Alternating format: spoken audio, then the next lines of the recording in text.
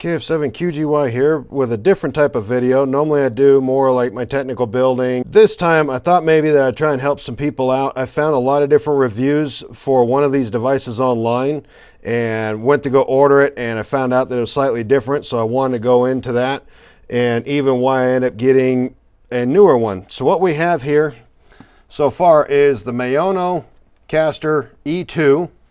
So this was one of the ones that's been out for several years.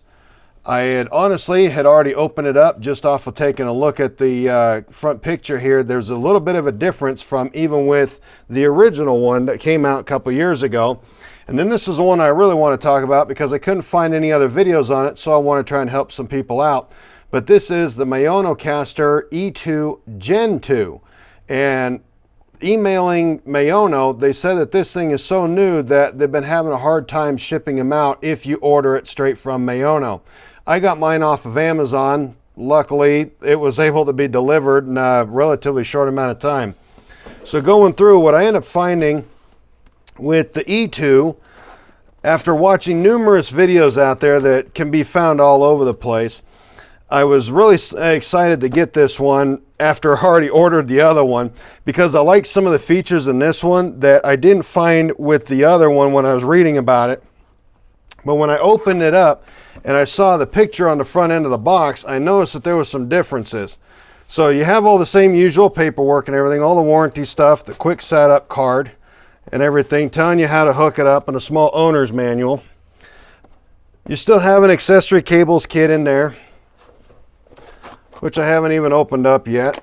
So we'll take a look. I imagine it's probably the same kind of cables as to the other previous casters. So we've got two different cables here. They're the 3 rings.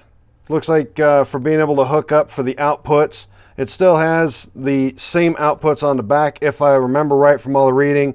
And we still have a USB-C, if I can dig it out there, a USB-C to a USB-A or a USB-C. So it comes with an adapter already part of the cable, which will make it nice for depending on what you're going to do.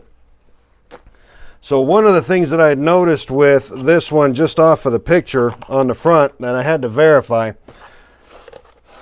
was on the previous versions that go back to all the reviews from a couple years back, what you'll end up finding is that they had the pitch control up here at the top next to the monitor. And the monitor was used for being able to do your headphones, if I remember right from watching all the videos. I haven't even set these things up or charged them to play with them yet. What they end up changing is you still have your low, your medium, and your high for your mic control for your primary mic and the XLR cable, which also I guess doubles as a 1/4 inch cable. Or a connector, so you have both. But what they did change was they added an instrument gain in here instead of just the instrument volume. So you have those, and then they took out one of the reverb and they put in the pitch down here in between the pad volume and the reverb. So everything else, though, from what I gather, is supposed to work the same. So the reason why I end up getting this one first, and this is the Gen 2, is I was looking at it and not knowing anything about what I'm doing and trying to dive into the unknown here, which you still have your accessory cables. They just slim down the box and everything, which makes it, I guess, kind of nice in some ways. They give you a quick setup guide that's right here on the inside cover that's part of the box, so you may end up wanting to cut that out instead of having its individual card. So if you're going to need something like that later on. But what I got this one for is because I'm not looking to play instruments or anything like that. I'm looking at doing more of the YouTube or content creation, being able to go out and do mobile interviews and things like that for a group that or an organization. It's a nonprofit that I was just handed over, and I wanted to be able to get out and do some promotions. So what I wanted was having a dual XLR cable hookup so I could hook up a couple of different microphones. It still has some of the same features and everything here on the back. Instead of the 60 dB It has a switch to be able to do the high Z. I don't play an instrument, so I have no idea what that is. But it still has an auxiliary in, your monitor out. That way you can have it hooked up to speakers. Your stream out 1 and 2. Your same USB-C to be able to hook it up to a computer, as well as a 5-volt USB-C. And then your same buttons on the back. It also still has the same headphones ports in the front, that way you can have 2 of them there. One of the things though that you'll notice is because it has the dual ports on here, you can individually select which one you want to have for the phantom power. So you lose the top 4. So instead of having your A, B, and C for your 1-minute memory recordings and your loop play button, you have your 2 phantom powers and your Bluetooth and a monitor. Again, I haven't hooked these up just yet. We'll get to that here later in the video. I'll get them all charged up, and then we'll go through and we'll play with the Gen 2, see how it differs. Here, it's the same thing as to what they did on the newer versions of the E2, where it is the pad volume, the pitch, and the reverb. Instead of having the 2 different reverb settings to where you can adjust the decay, and I can't remember what the other one is off the top of my head, but you could adjust how strong the reverb was and how long it lasted. They took that out. What they did change to up here on the top was that you have a 1 and a 2, so I imagine that these are for the mic gains for mics 1 and 2 up here, because you don't have a mic 2, a 3.5 millimeter up here on the top anymore, like what you do on the other one. You can see that there's a little bit of a change in the top as well. So what they did is you have your gain control up here at the top with a low, medium, and high. We'll play with that. We'll see which one it is that it actually adjusts, if it does both of them or just the one. And then instead of a monitor volume, this one outright just says headphones. You still have your same music instead of your aux. So your aux was for your main. Your aux here on your aux in is still going to the same thing. It still goes to your music. Then you still have your same output volume for everything that's going out through the mixer. And then we'll take a look and see what the rest of these buttons are. We'll see if it's the same as the 20-second recordings that were down here in the bottom. And they look like they had changed the name.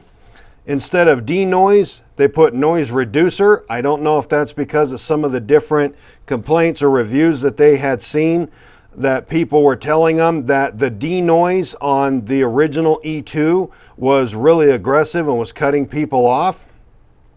So we'll find out if they end up changing that.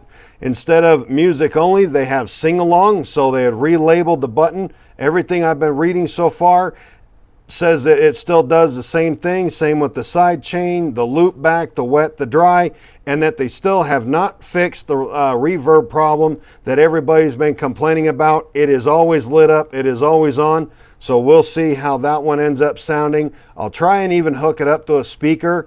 That way when I go through and do these recordings, that maybe we'll be able to find out exactly what everybody was hearing in all those other review videos. So stay tuned. Okay, I'm back. I've got the Gen 2 all hooked up. I'm using it with a Maono PD400X Today, Junior? PD400X, excuse me, microphone, just hooked up via the XLR.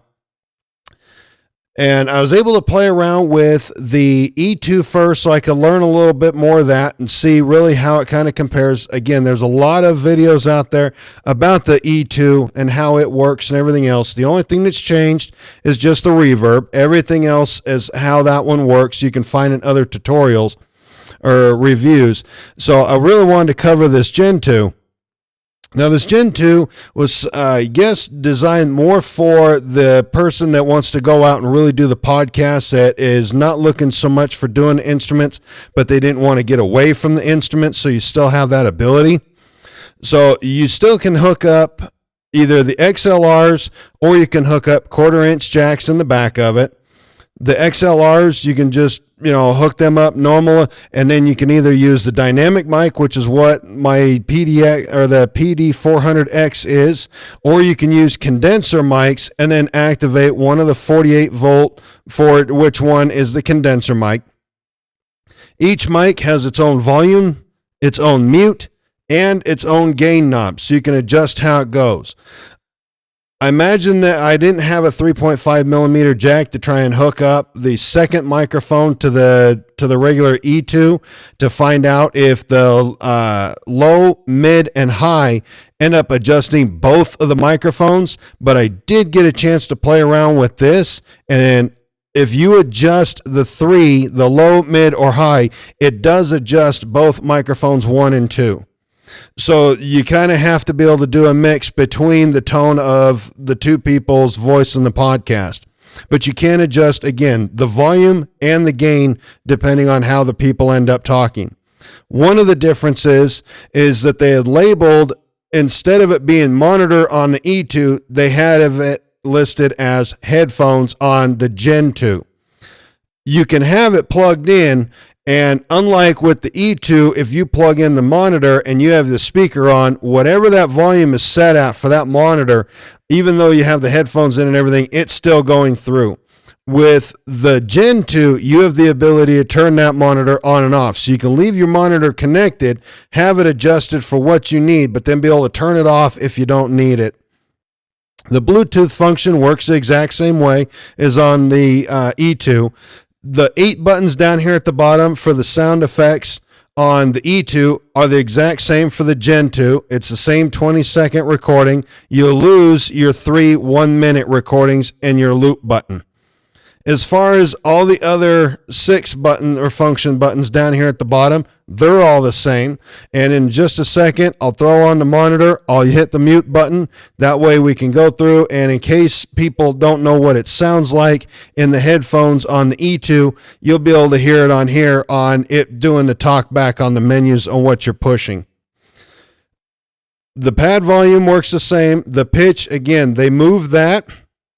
Even on the newer version of the E2, so instead of it being up here on the top, they put it down on the bottom and they got rid of one of the reverb controls. And then so your reverb is just under the 1. Everything else all still works the same. So I'm going to go ahead and mute the mic real quick. I'm going to turn on the monitor, and then I'm going to go through the presets so you can hear what it does in your headphones or on the monitor when you're going back through. Karaoke. Church. Hall, Valley, Room, Original. So other than that, this thing ends up working the same. You have the same big knobs and everything else. It seems like it's going to probably be my go-to for going out. That way I can hook up to dynamic XLR mics and be able to hook it up. And with the output stream port in the back for streaming, I'm going to be able to hook that into my Osmo Pocket 2, set it up on a tripod, and be able to do some interesting videos to try and help promote events and do different things like that. And for what we do here at Utah SAG, since I just got it turned over to me, as I had mentioned earlier in the video, which has got me pretty fired up. That's why I end up getting stuff like this. Before, I didn't think I ever needed it. Now playing around with it, it's definitely going to make things a lot more interesting. If all else fails, you can get yourself into a lot of trouble during a Zoom meeting. So, hope you enjoy that video. We're going to end up seeing you hopefully here in the next one.